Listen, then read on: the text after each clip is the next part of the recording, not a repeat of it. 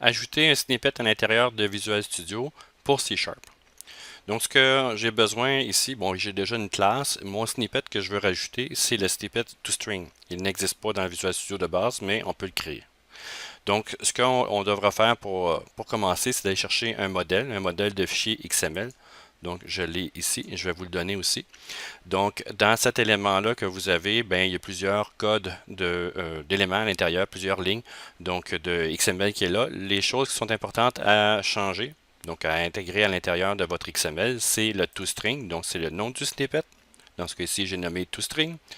Le langage ici, C#, si vous voulez utiliser VB, évidemment, ça va être VB en majuscule.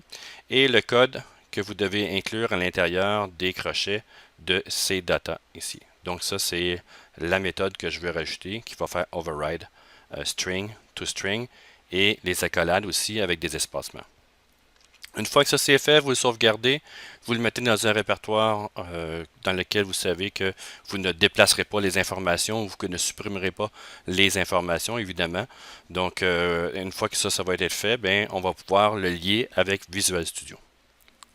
Dans Visual Studio, pour le faire, donc si je clique dans Visual Studio, j'ai dans les notions d'outils, dans le menu outils ici, j'ai les gestionnaires des extraits de code.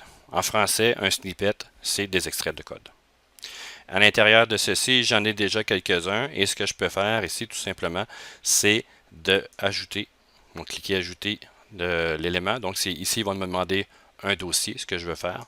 Et moi, j'ai sauvegardé dans CTEM. C'est peut-être pas le meilleur endroit pour le sauvegarder, c'est juste pour la démo. Et j'ai un élément qui s'appelle snip, donc un répertoire qui s'appelle snip, dans lequel j'ai mon fichier XML qui a une extension snippet à la fin. Et si je fais sélectionner le dossier, il me rajoute le répertoire dans lequel j'ai le toString qui est long. Et j'ai juste à faire OK. Pour le rajouter, pour l'utiliser, c'est rien de plus simple. Vous faites soit les touches raccourcies CTRL-K, CTRL-X. Donc, ça vous rajoute les notions de snippet dans lesquelles j'ai toString. Donc, il rajoute automatiquement. Ou sinon, vous pouvez passer par le menu Édition, IntelliSense. Vous avez inséré un extrait et vous avez snip toString.